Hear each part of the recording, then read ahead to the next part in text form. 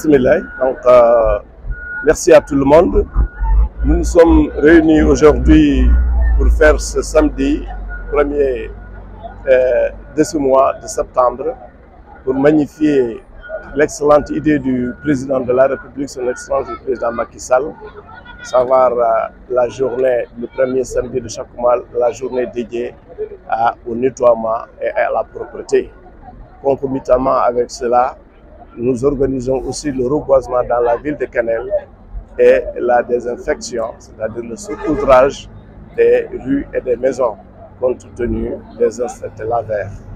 Nous remercions M. le Préfet qui a bien voulu organiser tout cela avec tous les services déconcentrés de l'État dans le département. Nous remercions également les associations qui s'occupent du développement, du reboisement, de toutes sortes, en tout cas dans Kanel et dans son département. Nous remercions le conseil départemental, en l'occurrence le président Abdoulaye Anne. Nous remercions toutes les bonnes volontés, les ASC, les associations de développement, comme je l'ai dit tantôt. Nous remercions tout le monde et les populations de Kanel aussi également. Les associations de jeunes, les associations de femmes. Donc c'est une journée dédiée, comme je l'ai dit, à l'environnement et à l'assainissement. Je pense qu'aujourd'hui, tout le monde a compris l'importance du reboisement, l'importance de la propreté. Donc, c'est à quoi toutes les populations de Kanel sont sorties aujourd'hui à l'appel de leur maire pour venir nettoyer la ville, et remettre tout en ordre, planter des arbres et en même temps, avec l'aide du service aussi d'hygiène, pour en même temps saupoudrer les villes, la ville plutôt, et les maisons. Je vous remercie. Monsieur le maire, l'insalubrité est un véritable phénomène dans la région. Selon vous, quelles sont les solutions pour pouvoir y remédier? Les solutions pour pouvoir y remédier, en fait, elles seront de multiformes. Je pense que dans notre région, vous savez, comme vous le savez, l'État a un programme dénommé, en tout cas par l'entreprise Promoged qui s'en occupe dans le département, dans la région de Matam, où il y a 8 communes qui ont été choisies. L'État va venir aider les communes dans la gestion des ordures ménagères. Comme nous savons, c'est un travail à plusieurs étapes. Les travaux n'ont pas encore démarré, mais ça ne serait tardé, Inch'Allah. En tout cas, la solution finale viendra avec une pré-collecte organisée, un traitement des ordures à 3 niveaux, c'est-à-dire la pré-collecte. La gestion des ordures implique aussi la mise en valeur de ces déchets-là, donc à partir du triage qu'on fera, et l'enfouissement des résidus qui ne serviront à rien. Reboiser, c'est bien, mais le suivi pose souvent un problème également. Absolument. Le reboiser, c'est bien, effectivement. Le suivi, nous avons la chance aujourd'hui d'avoir à Kanel les réseaux pour le développement, dont la présidente et en même temps la présidente de la commission de l'environnement au niveau du conseil municipal. Depuis des années, ils sont en train de reboiser la ville, la protection. Nous en avons pris connaissance et nous faisons tout pour protéger. Il y a le suivi, il n'y a pas que la protection, il y a aussi l'entretien. Et c'est là, je pense que nous allons faire toujours comme nous avons l'habitude de faire, à savoir parrainer chaque arbre à une famille. Voilà. Monsieur, est-ce que l'action de citoyen dont vous appelez, c'est limite seulement au reboisement et à la propriété? Quelle est l'action qui reste pour la ville? Parce que nous sommes en période d'hivernage. L'action citoyenne est à tous les niveaux. Cet appel ne peut être que transversal, puisque à chaque étape de la vie, nous avons besoin à ce que les populations canéloises, ou en tout cas de manière générale les populations intéressées, puissent donner du sien dans chaque action que nous faisons, puisque nous avons dit aussi une gestion participative, cela veut dire tout. Ça veut dire que la prise de décision et en même temps le fait de participer aux travaux. Monsieur le maire, ce qui est de la décharge, qu'est-ce qui se fera de manière concrète? Parce qu'on a vu la décharge de Bobo, qui a amené comme problème. Est-ce que vous avez prévu vraiment des tri Est-ce que vous pouvez revenir sur le plan technique ce qui est prévu? Sur le plan technique, ce qui est prévu, c'est d'avoir une décharge. Ça m'amènera à en remercier au maire de Ouro Sidi. Comme vous le savez, le périmètre de Kanel est un périmètre réduit. Il nous fallait faire jouer l'intercommunalité. Sous l'impulsion de M. le préfet, M. le maire de Ouro Sidi nous a délibéré un terrain auquel nous avons utilisé nous tous. Quand je dis nous tous, c'est la commune de Ouro Sidi et la commune de Kanel aussi, pour pouvoir en tout cas en faire une décharge officielle qui sera aménagée pour bientôt par la société qui viendra s'occuper de la propriété dans la ville. Alaikum bandiraɓe, hande rendini en ɗo ko ñalawma mo ganduɗa eɗen noddi ɗum ɓesgu Kanel fof, gila noon rewɓe mum hay sukaɓe mum hay association aji muɗum e ballal monsieur le préfet du département pour arde gollade ko wiyete laaɓal wuuro ngo. En même temps wadde en profiter aussi mawdinde noddago président de la république son excellence monsieur Macky Sall mo wino kala première samedi gadano fof e lewru yo yimɓe diwanuji muɗum woni leeɗe ɗe woni guure ɗe yo toppito laaɓal umen. ɗum ɗo kadi ko monsieur le préfet yiɗi waddude ɗum eko mbatten ko beele ñalawma o omo wona hankkadine institué puisque institution kala première samedi de chaque mois tawa yimɓe ɓe ene danta so tawi koto leeɗe to walla so tawi ko wuuro ngo fof toppito ko woni laaɓal. ñalawma o aussi ko lorgol leɗɗe gati eɗen gandi lekki ko kañum woni gurdam, lekki woni gurdam. Allah hokki en chance eɗen joguino ɗo une association biteɗo réseau pour le développement mo ganduɗa ardi ɗum ko madame Coumba Diallel mo ganduɗa kadi ko on woni présidente de la commission de l'environnement au niveau de la mairie de la municipalité de Kanel. Donc omo heewi lorde leɗɗe kanko e association makko hitande fof. Hitande hikka nden noon min ndendini gueɗe ɗe fof, min ndendini lorgol makko leɗɗe ngol, min ndendini notade noddago président de la république, min ndendini laɓɓinde wuuro ngo woni ko mbimi ɗo joni ko, min ndendini kadi aussi haftade kala ko wayno ɓowɗi en buubi en e kogoje goɗɗe ɗe ganduɗa ko piɗoje walla gaddoje rafiji. eɗen gandi ɓowɗi ɗi ko ɗin gaddata sibbiruji ɗi. Donc so tawi ɓowɗi ɗi ɗi mbarama diwanuji ɗi ɗe laaɓi leɗɗe ɗe ɗe lorama, ɗum ɗo ko weɓtande yimɓe ɓe gurdanumen e nder wuuro. laaɓal ngal ko caɗele quelqu'un dollidira on wala ɗo to banggue laaɓal ngal eɗen jogui caɗele mawɗe hol peeje ɗe jogan ɗum? ay peeje ɗe de ko ma yimɓe tinno d' abord ko ma yimɓe ɓe ɓe pindine ɓe pamne ɗum, mais aussi ɓe jaɓa ɗum.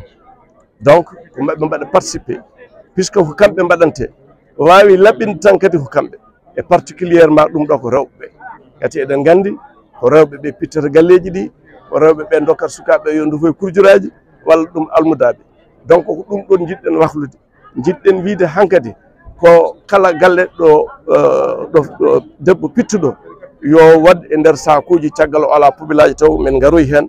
Pubilaji ɗi ko garoji so Allah jaaɓi, kono haade pubilaji ɗi garde yoɓe mbaɗe nder sakuji ɓe mofta ɗum ha wona balɗe ɗiɗi walla ko abbe ɗum ɗon waɗe seretaji mamin mbabɓe indiqué min cifnoɓe nokkuji tati e wuuro ngo ɗo ganduɗa eɓe mbawi addude ɗon pubilaji mabɓe ɗi. minenne so Allah jaaɓi inchallah min ƴetta ɗon pubilaji ɗi min nawa ɗum to décharge poɗɗo o waɗa yedde to so Allah jaaɓi inchallah.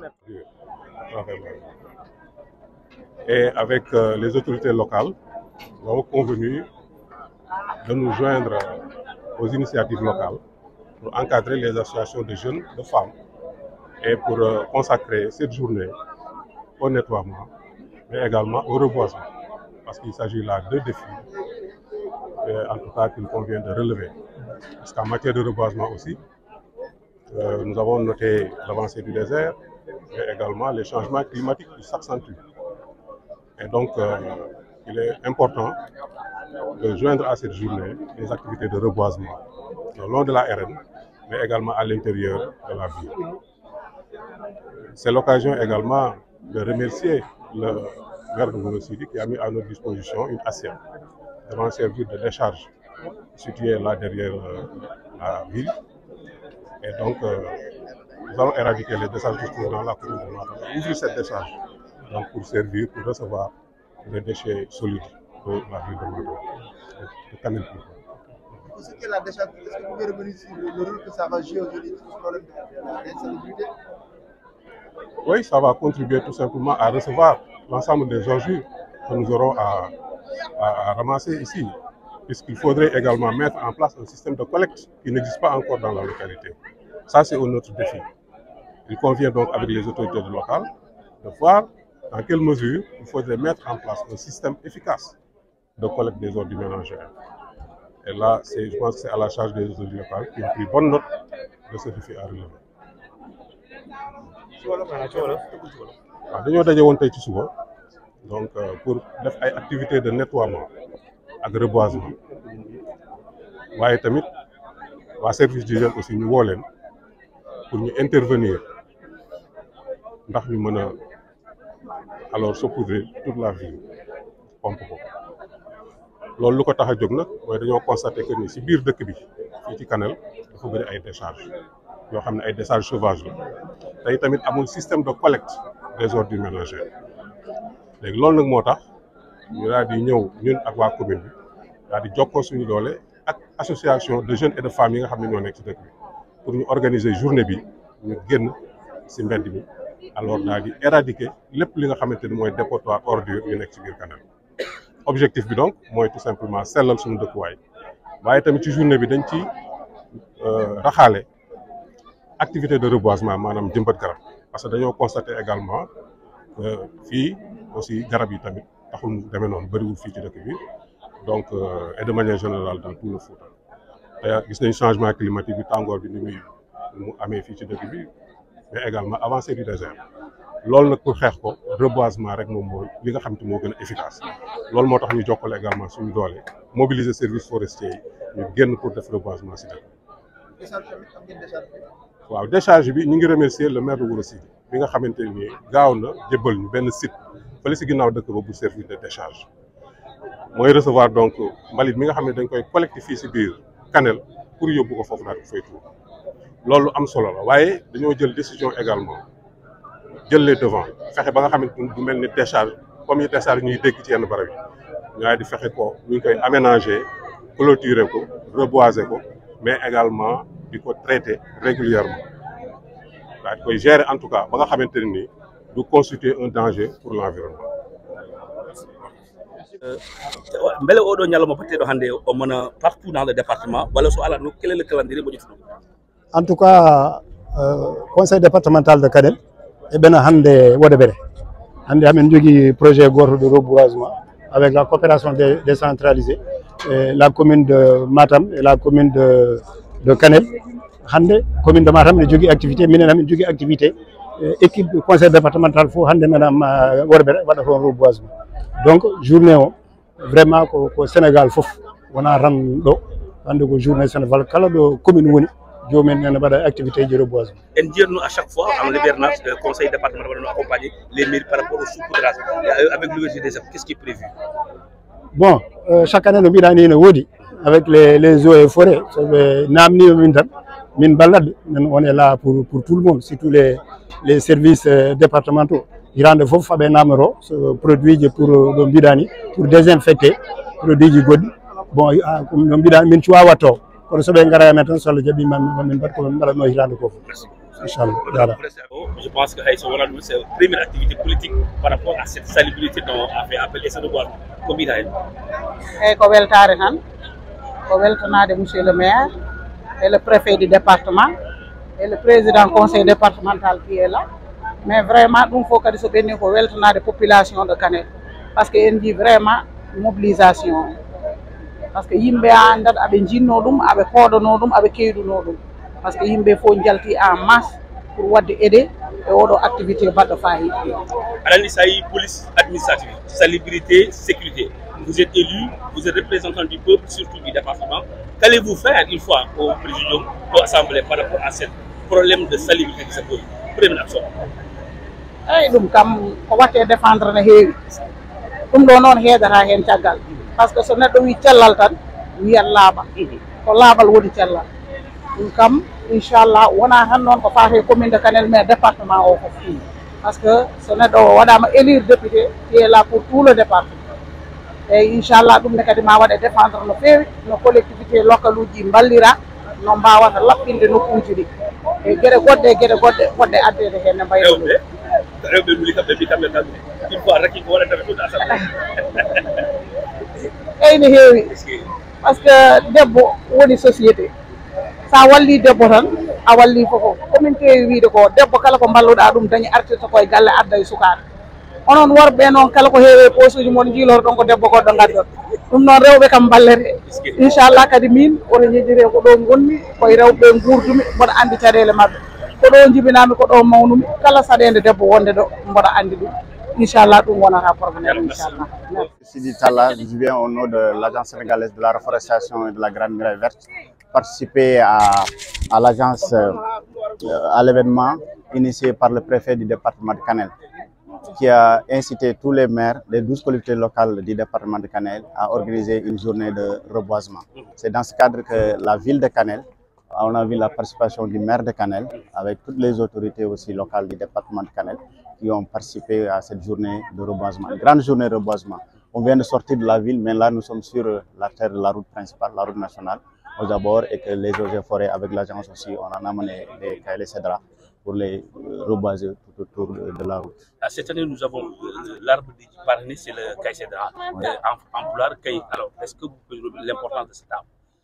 Bon, moi je ne dirais pas seulement l'arbre du caille cédra, mais je dirais l'importance de l'arbre. Nous sommes déjà aussi dans la période. Nous avons vu que tous les dimanches, premiers dimanches du mois d'août, c'est la journée de l'arbre qui ouvre aussi toute la période de reboisement. Nous sommes dans cette période de reboisement. C'est dans ce cadre aussi que les autorités des eaux et forêts du département de Kanel ont décidé de mettre le caille cédra ici aussi. Parce qu'il n'est pas trop connu au Fouta. C'est des ombragés qui sont très importants et ils ont décidé de le mettre et nous sommes venus en appui. Alors, le recrutement, est-ce qu'il y a-t-il un défi? Est-ce que l'impact se ressent au sein de votre projet La Grande Muraille Verte au sein du département? Il faut voir tous ces jeunes qui sont derrière moi. Ça se voit tout de suite.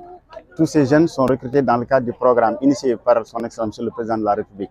Et ces jeunes-là, qui sont là, qui ont un emploi vert déjà, qui participent aussi au reboisement et qui ont aussi un salaire à la fin du mois, qui sont pour le moment payés par 2 mois ou 3 mois.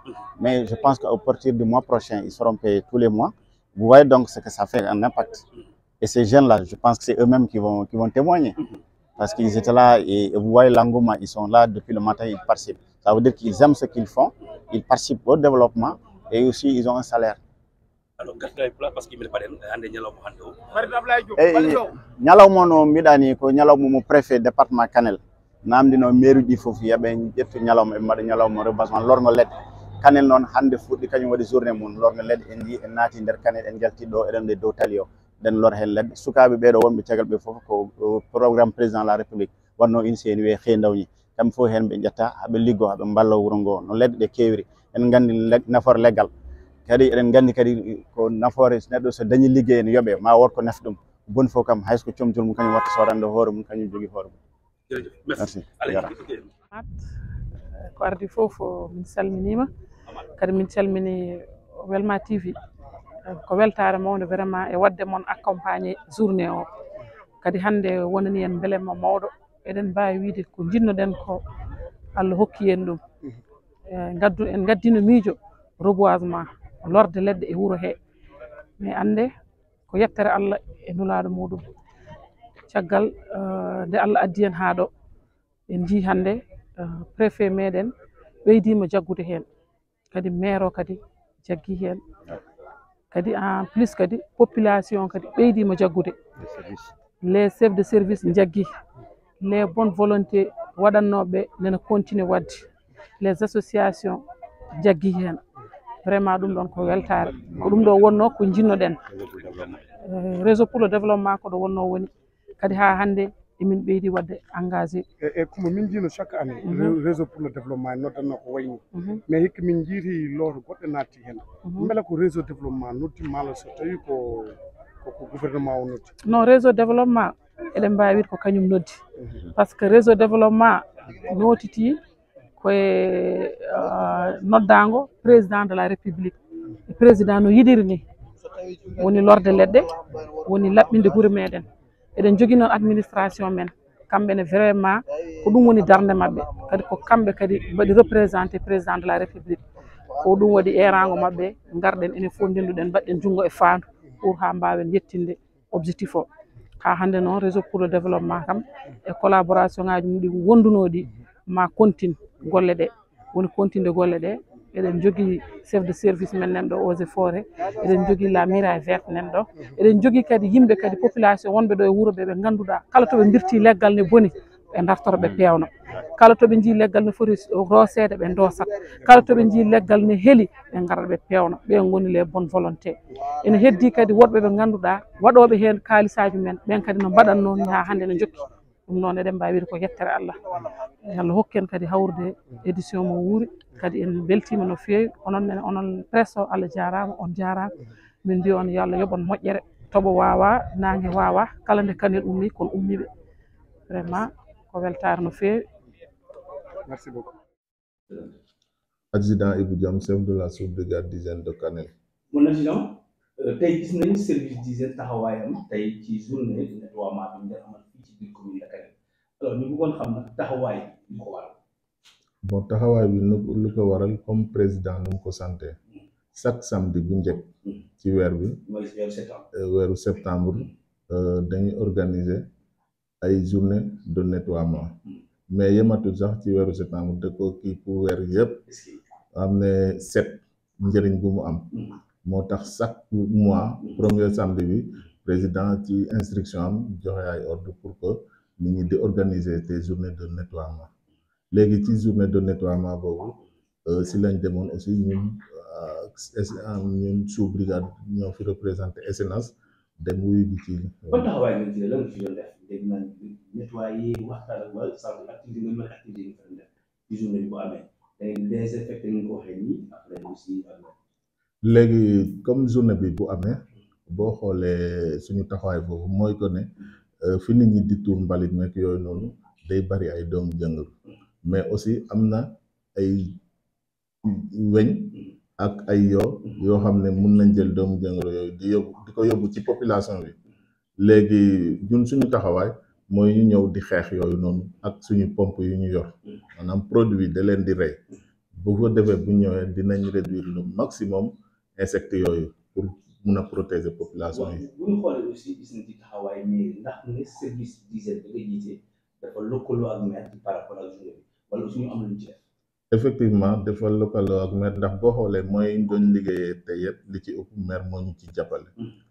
ndax moo ko santaane moo xool ne population am maanaam commune Kanel temps yi bari na ay weñ ak yooyu noonu mu ñaanoon pour que ñu jàppale ko ci joxe ci ay moyens aussi moo waral tey ñu nar a dugg ci kër yi pompe mais bu ngoonee aussi wala samedi bi di ñëw ñu duggaat ci biir commune bi yëpp saupoudrer boo gisee ñu xalaat samedi bi di ñëw ndax taw yi moo tax.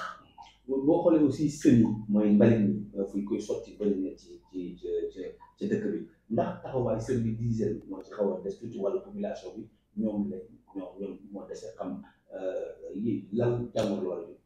waaw boo xoolee aussi effectif bi parce que gars yi ñooy dugg ci kër yi chaque jour di sensibiliser pour que nit ñi mun a saytu mbalit moomu di ko conserver conditionné ko ci seen kër yi pare yóbbu ko ci site de traitement yi mais aussi comme kii bi agent yi dañoo xaw a manqué tout effectif moo waral ñuy gis ay quelques mais ñu ngi ciy def suñu kéemtalaay kattan. ndax liggéey bi ngeen di liggéey soxla na parce que gis nañ des fois waa eaux et forêts dañuy am ay bras su ko defee mais forte ndax yéen aussi amuñu ñu ngeen lëkkaloo par rapport ak ñooñu bu ñu koy def comme élément yi ngeen suqali suñu pour dimbali leen ci sotti bale. waaw effectivement boo xoolee maanaam synergie bu ñuy wax synergie yu corps yi ñun dañuy lëkkaloo suñu biir chaque fois ñuy prêter ay main forte boo xoolee parfois même suñu contrôle RP yi parfois bu ñu amee ku ñu convoqué wala ci dem kër yi ni convoqué mu bañ a ñëw dañ xool waa gendarmerie wala dañuy prêter main forte pour ñu mun a dem recueillir kooku indi ko. ndax aussi gis nañ ni mbalit mi des fois boo nee dañuy wax amul fi ko sotti ay dépotoir ndax aussi politique bi maire bi jël pour fu ñuy tuuree mbalit mi ca ginnaaw dëkk dina leen dimbali ci seen xeex. effectivement dinañu dimbale mais dina dimbale aussi waa commune bi bu baax a baax ndax nit ñaa ngi souffrir ak problème mu mbalit. mbalit mi ndax service d'hygiène liggéey foofu la wala aussi am na yeneen liggéey yoo xam ne ginnaaw cet bi yéen a koy doxal. léegi maanaam ci mbalit mi boo xoolee gars yi bu ñu nettoyé ba pare service d'hygiène liggéeyam foofu la gën a amewaatee solo ndax lu ñu liggéey yëpp am na solo mais foofu aussi dafa gën a am solo ndax dañuy topp population bi di leen sensibiliser pour ñu mun a fi ñu nettoyé ba pare defar ko bañ fa defati mbalit nga xam ne processus bi day continuer ñu xam fu ñuy éliminer léegi mbalit mi. waaw léegi lan ngay ñaax askan parce que ginnaaw tey bale nañ service d'hygiène taxaw na ci maire taxaw na ci jeunesse taxaw loolu ñaax looy ñaax jigéen ñi surtout ñooy di joxe ni bale. léegi comme jigéen ñi ñooy des ci kër yi di nettoyer di def la ñu ngi leen di ñaax chaque instant ñoom nañuy def tri maanaam bu ñu balee ci biir kër yi ba pare nañ koy séparer li nga xam ne dafa am ndox walla ñu xaaj ko li nga xam ne amul ndox lu solide ak yooyu noonu ñu teg ne à côté bu nga defee rek élimination bi dina gën a yomb. dañ leen gis bu njëkk ba service doon daanu ci wàllu mbal di daane ndax daane yooyu amatu parce que dañuy gis interdit amende yi nga doon def yi ndax yooyu ñu ngi am ba léegi parce que bu dul bu njëkk service d'hygiène marqué na ma ci par rapport ak mbalit mi.